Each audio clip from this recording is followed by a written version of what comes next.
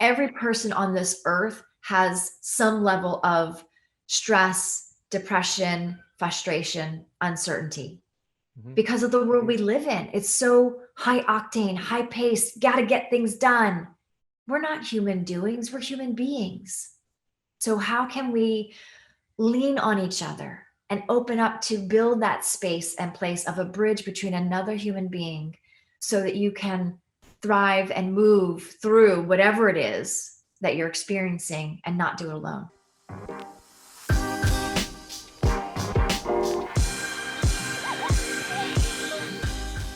Hi and welcome to the third episode of Hess Show. My name is Hess Adnani. I'm your host today, and we have with us Amie Barsky. She's a women's empowerment coach specialized in trauma and emotional well-being, and she has helped many people to turn their past pain, low self-esteem, and confidence into empowerment and excitement in life. And she's going to share with us her own story of how she turned her own past pain into empowerment, and she's going to give us a lot of her wisdom and knowledge about our brain, our transformations, and many more. So with no further ado, let's get started. But before we do, don't forget to like, subscribe, and comment on this video because that's going to help me grow my channel, and that's awesome. So let's get started. So hi Amie, thank you for joining me at the third episode of Hess Show, and I'm really glad that you're here, and I found you on Instagram, and I've been watching your work and your videos, your coaching, and first of all, I want to tell you that I love your energy. It's amazing. Like whenever any of your videos that I watched, it instantly made me smile, even laugh. Yeah, I So love that. I love that. yeah. So welcome to the show. Welcome to the third episode. And yeah, tell our audience who you are. Hi, everyone. Thank you so much for joining us. Thank you for having me. No problem. Yes, my name is Amie Barsky, and I am a women's empowerment coach. And I help women primarily move through uncertainty, anxiety, depression, frustration, emotional overwhelm into a place of feeling empowered and just really thriving in life versus that energy of like, oh my God, I'm just trying to survive, just trying to get by. So really moving that energy, and that a lot of times it's past trauma, it's reparenting the inner child, it's going into those areas where sometimes they're a little scary to look at. But the reality is once you do and you open up that door, like there's infinite possibilities. So I've worked with women all over the world, and it's been such an honor, such a privilege. And so I'm excited to be here today. I'm excited as well. So how long have you been in the industry? How long have you been helping other women and maybe other men as well with let's say anxiety, depression, trauma? Um, yeah,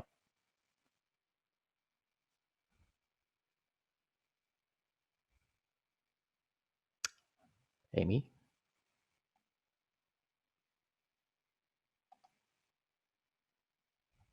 It's doing that. I Okay, can we're hear you back. now. I can see you as well. Okay, Yeah, sorry, yeah. a It little was just internet like thing. It's several been, seconds. So I know. I'm so sorry. no I think it problem, was no my problem, no internet. It was problem. the I'm little gonna bar edit. thing was going up and down. I'm like, retrograde. Don't worry about it. I'm gonna edit the video, so no Okay, worries. good. All right, so I'm gonna go back to the question.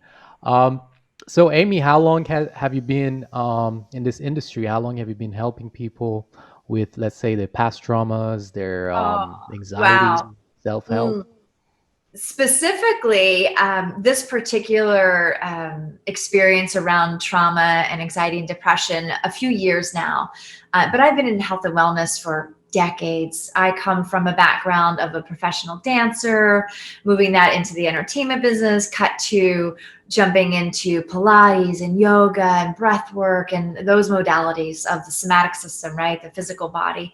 So I've been teaching, if you will, for quite some time. And so specifically coaching in this area, it's just been such an eye opener to what's possible because I've been doing my own inner work. Right. I've been doing Hmm. my own inner work for about a decade now. But as you go deeper and deeper and you get to like peel these yummy, delicious layers back like an onion, and an onion, people I associate it with crying, right? As you cut your onion, and you're like, oh my God, right? But that's the beautiful release that gets to be experienced as you move through these amazing layers. So yeah, for a while. Mhm.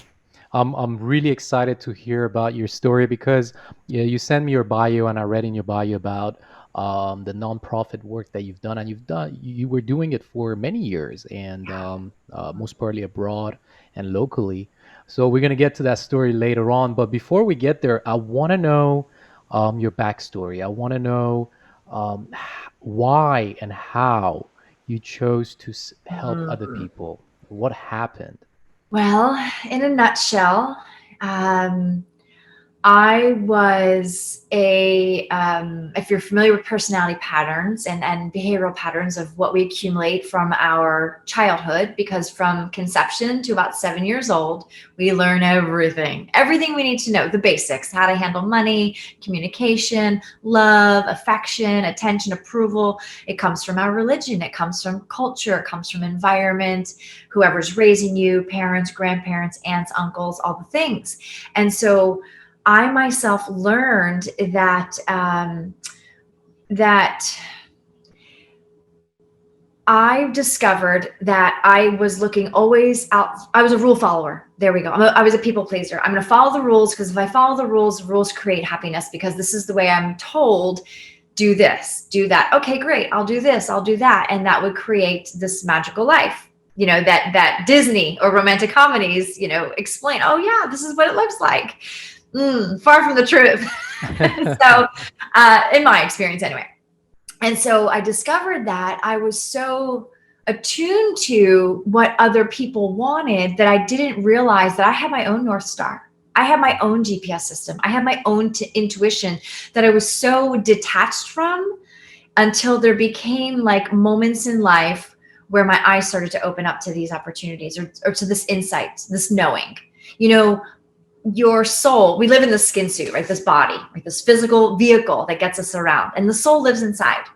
And the soul is so vibrant, is so light, and so willing and curious and ready and excited. And so we'll call that the true self. And then the false self is all these things put on top of that: religion, culture, environment, education, what life should look like, what society says you should look like, all the things get piled on. So that's called your false self. So now we have the true self as the soul and the false self as of this ego of what we think we should be doing. And there starts to become a conflict inside. And so I did a lot of what society said I should do. Mhm. And I The wasn't happy. programs. Yeah, these programming, the Mhm. subconscious program. And I went along that journey and I was like, why am I feeling so frustrated, so sad, so angry, so depressed, and so unfulfilled in life, really? Mhm. And so in that journey, I started questioning things. And by that time, I was already in a pretty toxic marriage. I was in dead end jobs, just trying to make money, trying to pay the bills, keep the lights on, keep food on the table kind of energy, because this is what I knew. I Yeah, knew the this. This is what, survival mode. You were in yeah, the totally in survival yeah, mode. yeah. And I had no idea that we have these two brains. We have a Mhm. survival brain and a learning brain. No clue. And so sorry, I've got like fuzzy on my nose. And so as I'm on this journey, I was just really spiraling into deep anxiety and depression. But my soul knew, like, there was always this glimmer of light of like, there's got to be more to this. There's got to be more to life than this hamster wheel. And so I wanted to get off the hamster wheel. Mhm. And I'll never forget the day. My ex and I were really struggling. And it was a Tuesday in June. I'll never forget it. I woke up and I was like, Amie, like, you can't do this. This is not life. This isn't for you. This isn't, it's like, make a change, because change creates change. And if nothing changes, then nothing changes. And I felt it was one of the hardest decisions I've ever made. But I knew it, like my soul knew it, because so I was living in Marina Del Rey, California at the time. I had this beautiful home. If you looked at my life from a bird's eye view, it was perfect. I had everything I needed, right? I had a job, I had a relationship, I had a marriage, I had a beautiful home, I had a car, I had all the things I needed. But I was so unfulfilled. And I literally dropped to my knees in that moment, as I was looking at the water and the beautiful mountains out of my beautiful home, and I was just broke down. I Oh, just wow. broke down and I sobbed like a child on the floor. And I was just like, oh my God, if I don't change something, then what am I going to do? Like, I can't live like this. And so I made a decision that day to leave. I left my marriage. I left all the jobs that were like really just burning my soul inside. And I stayed with some friends. I dove into self-development. I dove into really moving in towards Pilates and yoga even more. I dove into just looking at my internal landscape, like what was going on inside, because I had all the external stuff and I wasn't happy. And so I'm like, something's not right. Like, what is this? And so going into that journey and really giving myself permission to feel all the feelings, to move through the bullshit, which is BS belief systems of what was true for me. And a lot of that was love is hard was one of my like programmings. Money is hard to make. You got to work really hard for your money. Relationships look like fighting Mm-hmm. and arguments, because that's what I knew. And I was like, I was realizing how much of a choice I had and how much I was handing my power outside myself all the time.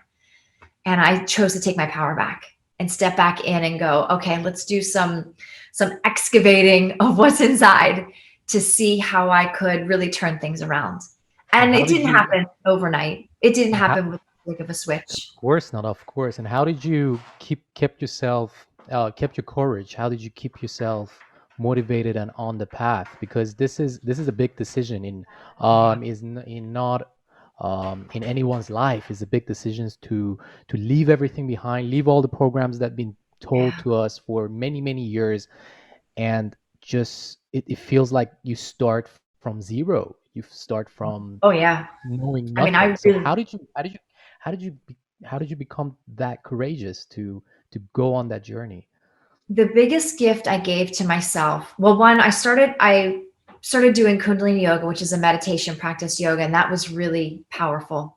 Hmm. And then I really was diving into seeing what was possible, because when you do breath work and that kind of modality, in my experience, you got to see different glimpses of what's possible. And I'd never had that before. And I was like, oh my gosh. And so all these eye-opening things were happening Hmm. in my visions, in my I'll say the word dreams, but reality of like what was possible for myself. And so I ended up working with a coach one-on-one. And this was back in, I don't even know, probably 2014-ish. And the biggest eye opener that he gave me, he opened my lens, my paradigm to compassion. My inner critic, I call her Judge Judy. My Judge Judy was so loud. My inner critic was so loud. I was so hard on myself, Hess. I was so like nothing was good enough. Perfection was only acceptable. And I didn't know that. I didn't realize it because it was a programming. And Of so as soon as course, I yeah. started to pour in a lot of compassion, a lot and tons, and it was a practice, and it still comes up. Judge Judy's still there yapping in my ear, blah, blah, blah. And I'm like, hey, you Mhm. know what? Thank you for all the things you've given to me, but I get to make a different choice now. Thank you Mhm. for your services. And I can say the same about fear. Like, I can talk to my fear, I can talk to my ego, because it's when you Mhm. form that relationship with it, you know, okay, I have to accept this. This is Mhm. here. This is a part of the aspect of Amie. And we all have these different parts of ourselves. And if we can accept these parts, um, as a beautiful insight, but it doesn't have to drive the car, right? It's not in Mhm. control of the vehicle of me, my soul. And so, yeah, the courage and the compassion was a component that I got to really lean into. And then once that engine was revving, and I was like, oh, I get it. I feel it. That Mhm. allowed me, when I would go back into my, we'll say, old ways or old patterns, I would pour in the compassion again, because we are human, Come back, yeah. So I got to bring myself back, and with accountability, that was a big game changer. When you get yourself accountability, whether it's community or a coach or something like that, I feel I'm very passionate about connection to others in that regard, because we're humans and we're tribal. Like, we are meant to live together, thrive together, enjoy life together. Hmm. That's how it's the human design. And so for anyone to think that they have to do this alone, please, like, open up your mind to other possibilities. Because I felt alone for a long time. I was like, no one else will ever understand what I'm going through. And I feel, to wrap up this little part of it, that every person on this earth has some level of stress, depression, frustration, uncertainty, Hmm. because of the world we live in. It's so high octane, high paced, got to get things done. We're not human doings, we're human beings.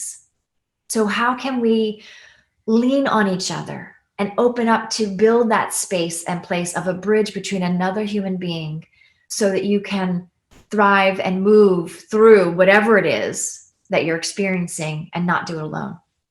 Wow. I can really, really relate to all the points that you mentioned, all about being a perfectionist and having the voice in your head and, Yeah. connecting with other people, accountability, community. It's like for the past couple of years, that's what I'm been working on as well, these categories. And it was missing for my entire life. And I never knew these aspects can actually help you to move forward and become happier and lighter. Um, so let's talk about that voice that you said, okay? Because the first step to first of all understand that there is a voice and to separate from the voice and to kind of be able to observe and not to dissolve in it, you need to do some inner work. You need to do some you need to do a lot of meditation and a lot of things.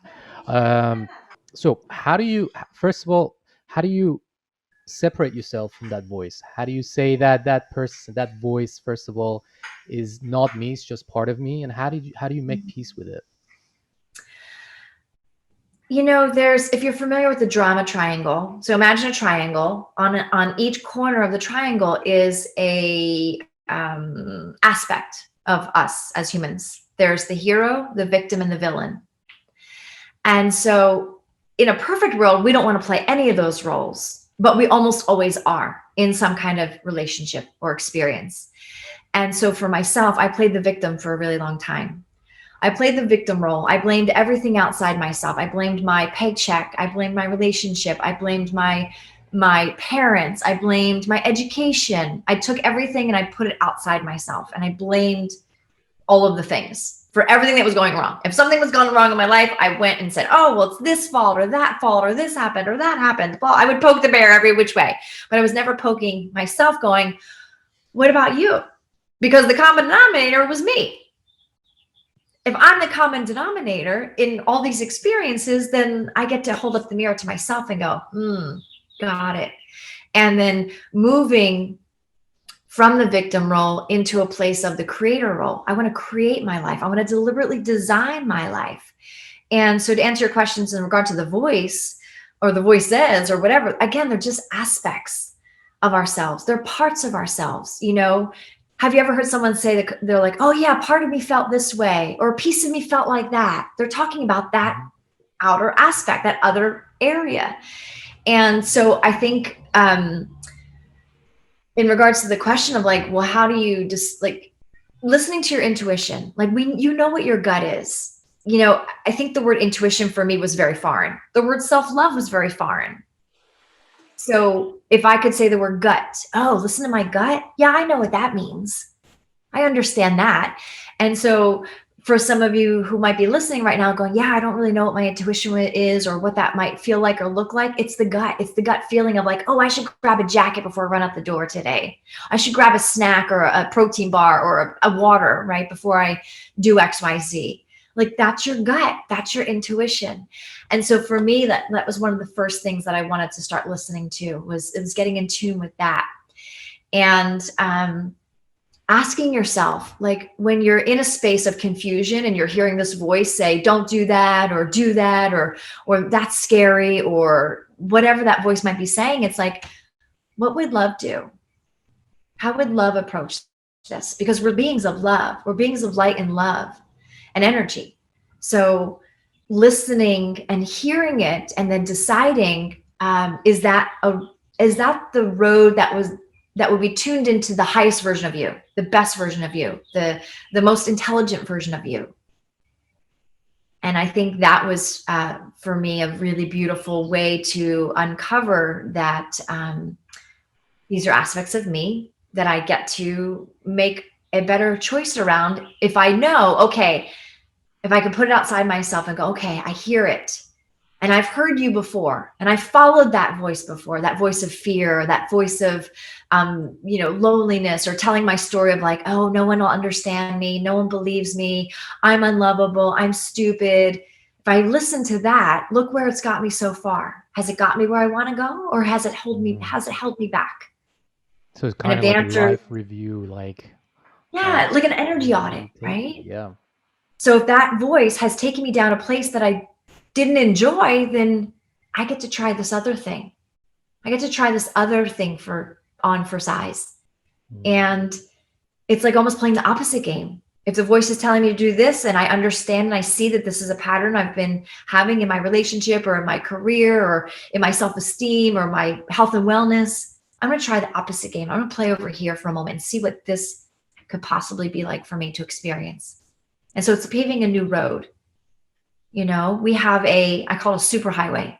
The super highway is all the commands, all the things you've done, all your patterns and habits that you've paved so smoothly. It feels good. It's a good road. It's a familiar road. It's comfortable road. But if you're unhappy on that road, well, let me try this new road. And this new road is not paved.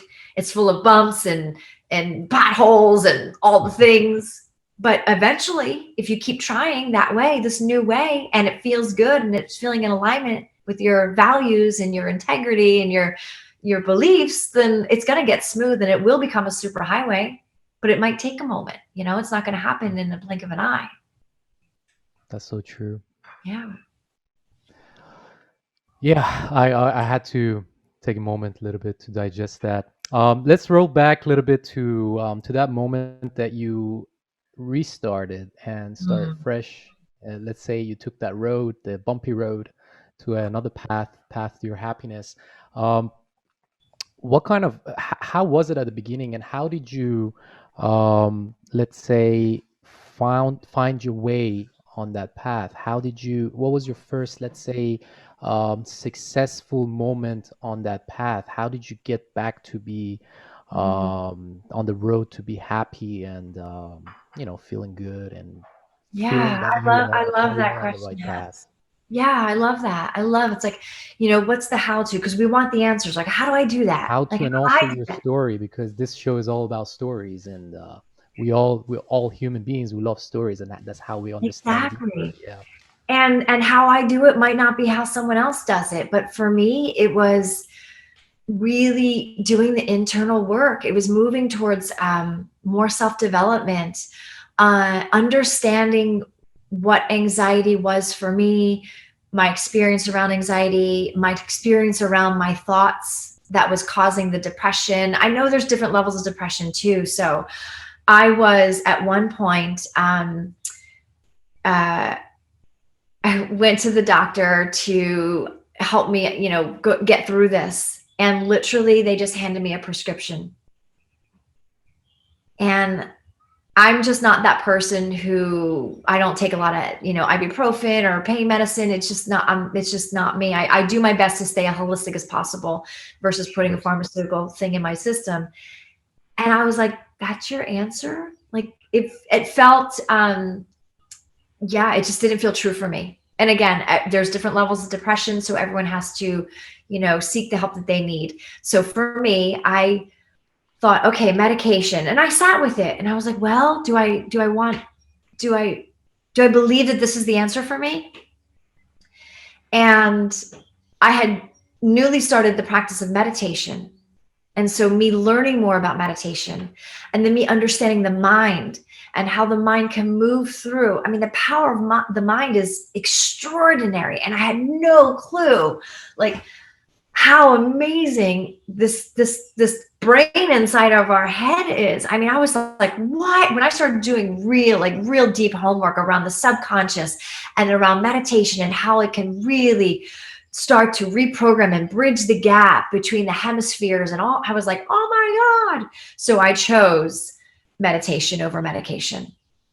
And so in that journey, not to say it was easy, not to say every day was, rainbows and unicorns. It wasn't. I would have my moments, but as I kept practicing and kept being compassionate with myself and just kept honoring that this is what I'm choosing, and I'm choosing my higher, what I dream about, what I want to create for myself. I'm choosing that versus what I know, which is comfortable, and I keep choosing the other because I know on the other side of all of it is that capability of thriving.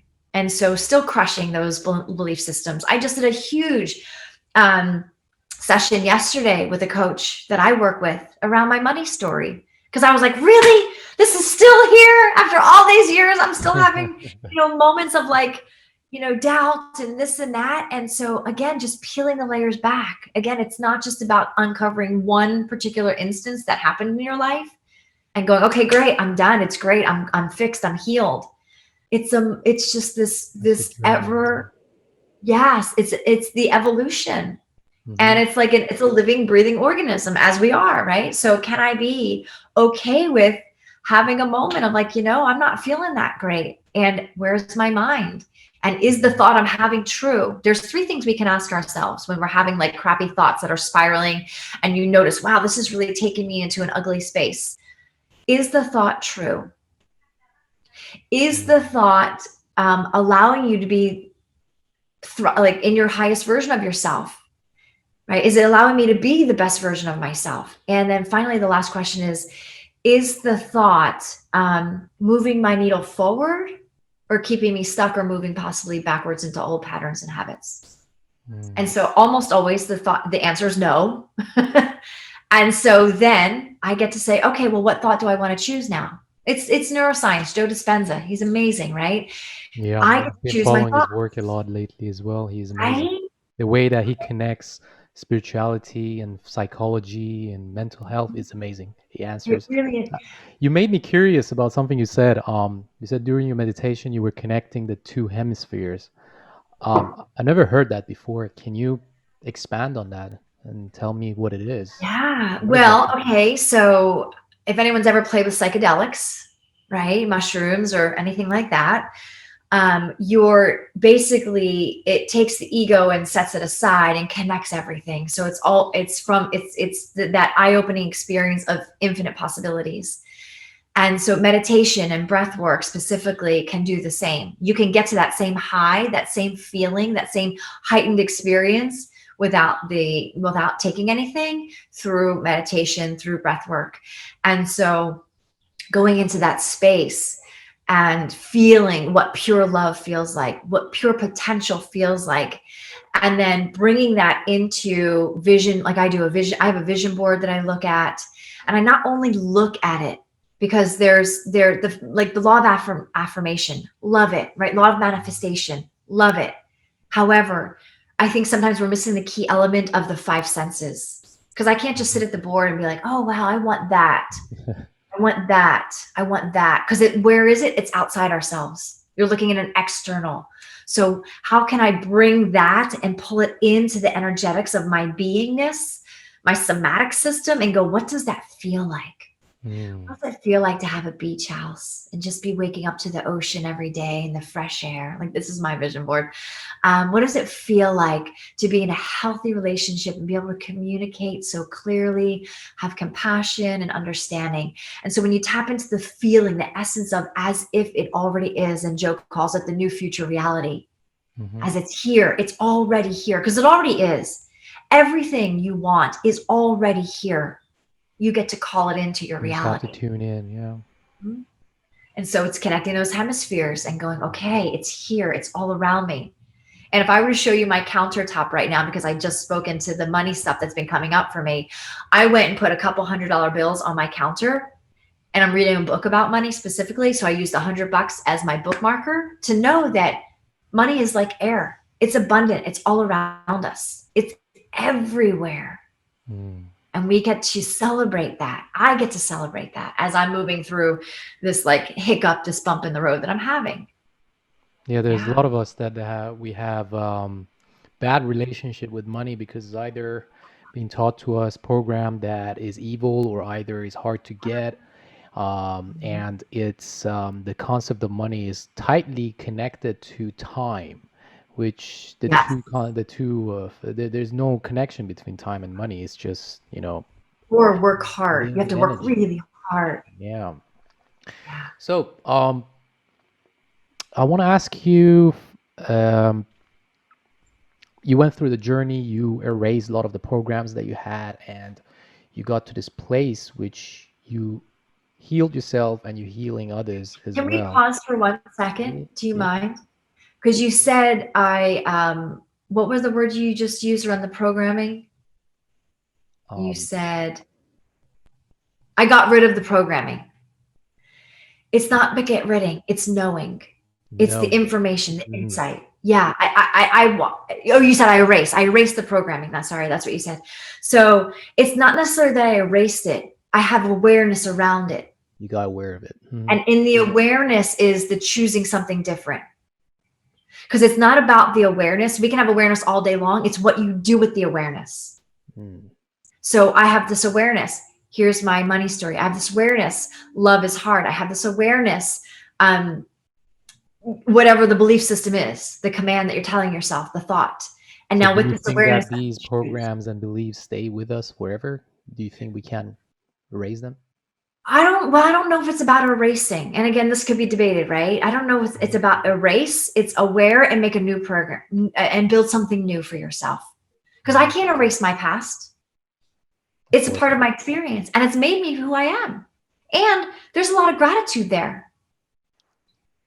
Like I get to have gratitude around those experiences because I've come to a place of acceptance. Again, I could play the victim and be like, oh my God, my childhood sucked and blame everyone else. Or I can say, you know what? That's a piece of my puzzle. I get to come to a place of acceptance because if I hold on to that anxiety, if I hold on to that anger, if I hold on to that resentment and rage, that Mhm. builds up in my system. And I'm the only, it's like poison. Absolutely. I'm just Yeah. feeding myself some poison every single day by holding that energy. So if I can come to a place of acceptance and forgiveness and move forward, I'm not erasing it. It happened. It's there. And Joe However, Dispenza says that you turn these traumas into wisdom.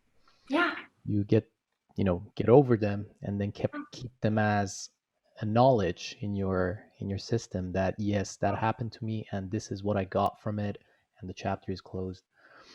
So, thank you for that. Yeah, you're absolutely right. There's no erasing there. There is awareness and there is choice, as how you mentioned. And Yeah. let's say right now that you are healing others, you're healed, you are in your opinion, in the right path of the right path in your life. How do you maintain this? Because obviously, in order to stay healthy mentally, physically, everything, you need to maintain this status because first of all, Yeah. we're bombarded by let's say negativity and wrong, like limiting beliefs and everything from the society, from people, from friends and everything. How do you maintain this state? How do you keep yourself, Yeah. So first I calm? want to touch on I'm not healing anyone.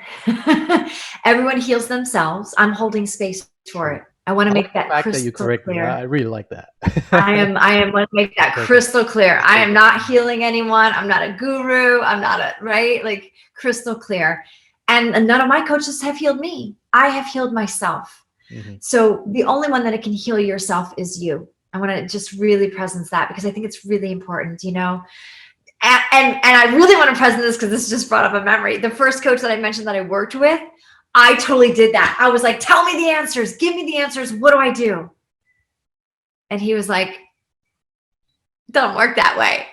And I was like, what do you mean? Because I had no concept of like self-help and love and all that. It was so new to me. It was so foreign that I just assumed I would go in, you'd give me the answers, I would go out and live my merry life. And he's like, yeah, it doesn't work that way. I'm like, oh shit. So it really is about deciding, taking control of your own life, tapping into that internal GPS, that North Star, finding out, this was a big thing for me, figuring out what my core values were now in life versus what I was told with religion and how I grew up with a Catholic family and things like that. Like, well, what do you choose now, Amie? Sure, that may have served you then. Awesome. Now, in these 30s and 40s, what do you choose now? What's here for you now, that's real for you now, that you can really find joy and excitement around? And so I got crystal clear on my core beliefs. I got crystal clear on my values, like what's important to me within myself, within relationships, within what my career looks like. And when I started discovering that, that was really helpful. And so now I still have coaches, and I really don't think I will ever not have a coach, right? Because again, we're living a human experience. I'm navigating my way around this world in this body, and shit comes up, stuff comes up. So I sometimes, like through the past few years, I've had coaches for my business. So really working on my business. I've had coaches for my personal to really help me move through my stuff. And I think it gets to be a necessity. I know right now it still feels like a luxury for a lot of people, but it really is, I feel that we are turning this corner in humanity around self-development and personal growth and understanding how the human design works. And it really is starting to become a necessity of like getting yourself the support that you need. You know, I think therapy is also useful for people. I did talk therapy for a while. And at one point, the difference I feel, and again, this is my opinion, my experience, and it's only really all I can speak of.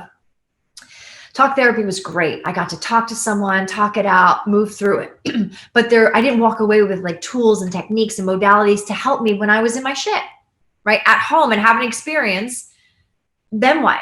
And so as a coach, that's what is available. You know, when I work with my clients, they leave. I'm coaching myself out of a job, really, because I want them to leave and say, I have what I need now. I have tools and modalities that I can go to implement in my daily life. And then of course, if we do down the line, like, you know, we do like a maintenance package. Oh, I need a tune up. It's like your car's running. It's doing great. And then time for an upgrade. Right? Time for an upgrade, just like your cell phones, just like your computers, time for an upgrade. So the human design also needs an upgrade. And that's why clients will come back and go, hey, can we do another 3 months together? Yes. Awesome. Let's do it. And I've probably at that point learned something new so that I can get to share that with them and give them new tools and techniques to use. Right. So I think it's about, for me, staying on my edge in regards to making sure that I'm taking care of myself, so that when I'm in space with clients, that I am present and available and not spiraling in my own little world somewhere else, you know? So yeah. Yeah, is the flow state, the being in the zone, because that's when where the magic happens. Yeah. So I kind of mentioned it at the beginning of the show about your time that you did nonprofit work abroad. I want to hear some stories about it. Because from the text that you wrote in your bio, I felt the excitement from specifically from that part of the bio. So I want to hear your story about what you did there. Oh my gosh. You know, that's a beautiful gift my mom gave me. Rest her soul. She was always about helping others, like really getting involved in different ways, different organizations. And I truly, I'm like, thanks, Mom. It was just something that was important to me, to be involved in community and connection and helping, you know. We can always find someone who's doing better than us and worse than us, right? You can always look for that, right? What you look for, you'll find. And so, you know, it's like, why not give back and give to whoever I could?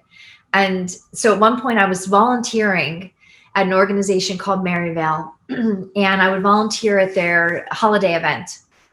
And the woman that ran the event my third year of volunteering, decided that she was ready to move on. As we were all evolving, she was like, I would like to pass the torch. And she was asking anyone that was volunteering if they would like to take on what she did.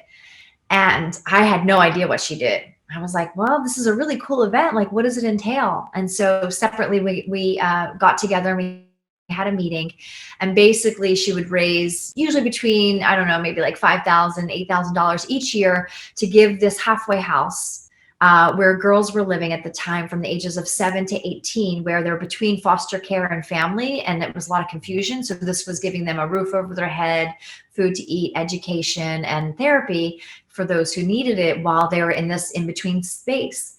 And she said, well, during the holidays, I want, most of them aren't with their families. And so they don't have Christmas or holiday celebration.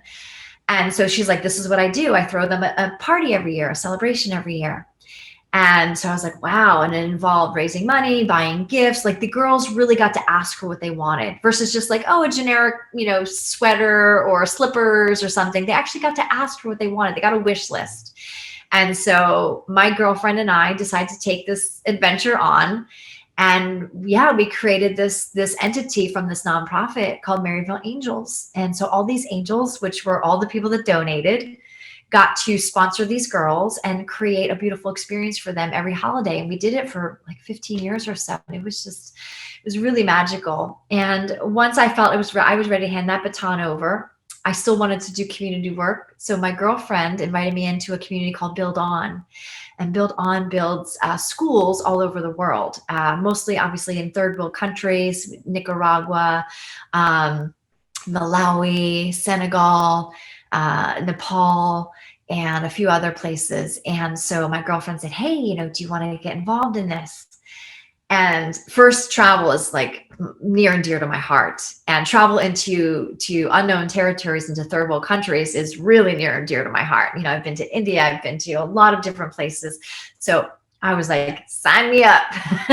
And so basically we got to, along with Build On, we got to go into, I went to Nepal and Malawi and into these very rural, like literally no running water, go to the well, pump the water, get the well water, bring it back, like no electricity, all of the above. And you stay in the villages with these gorgeous human beings who are so excited that you are there to help them build a school. And literally digging trenches. Like, if Wow. anyone wants to go into my social media and go back and look, like, you dig the trenches, you pass the rocks, like hundreds of people lined up and you're passing rocks, like big boulders, to get to where the rock needs to go. Shovel, That's so hoe, and wheelbarrow. exciting. That's it. Like, That's it was so unbelievable. And their culture, we got to dive into understanding the cultures and the food. And it was really an unbelievable experience. And these kids are so excited that you're there. And the adults are just on fire because they understand the gift that they're giving to their children and to themselves. Because on opening day, we have a beautiful ceremony, and they literally come and they sign a contract of what they're signing up for. They're building this school for their community and all the things. And there are men and women there that don't know how to read, mostly women and children that don't know how to read. And they will put their thumbprint on the contract, knowing that there's adult classes available for them as well. So anyone and everyone who doesn't know how to read and they're adults, and they get to have their beautiful, beautiful, experience in learning how to read and write as well. So yeah, talk about life-changing experience. Amie, that's so beautiful. Yeah. And I think the world needs more of you, more people like you. That's Thank you. beautiful. Yeah. Um, since we need to wrap up real soon, I asked this question from all the guests that come to my show. The question is, if you could send one tweet back in time to your old self, what would it be? And when I say tweet, the reason is because the words are limited. It's just a short message. What would you send to your old self? For someone who loves words, you're making this challenging. How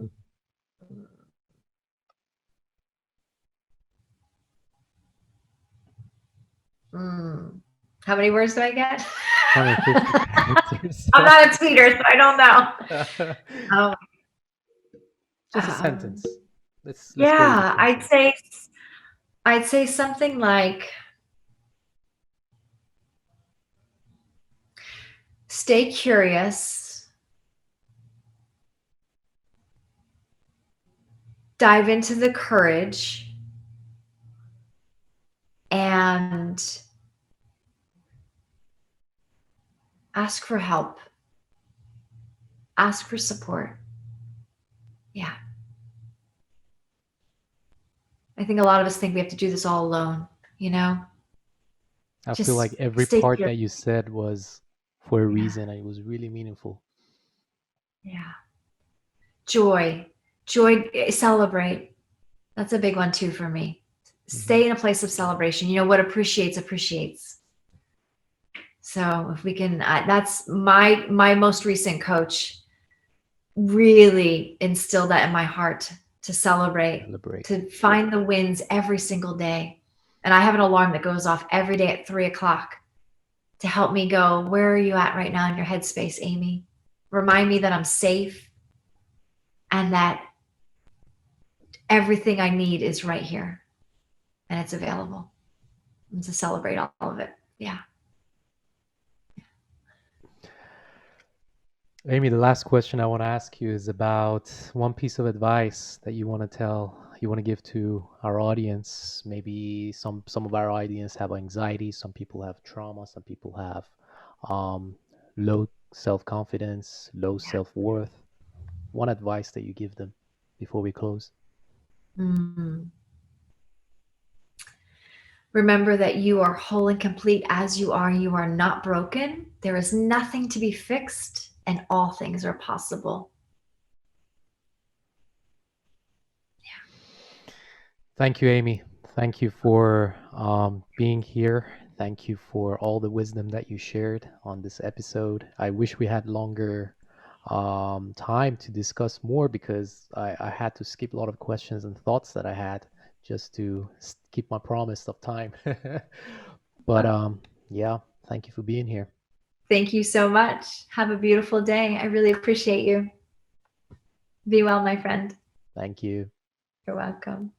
Thank you for watching this video, and if you like this video, go ahead and click on that like button, because that will help me get noticed on the YouTube algorithm, and subscribe to this channel for more videos, tutorials, interviews, and many more that will get you closer to your success and growth in life.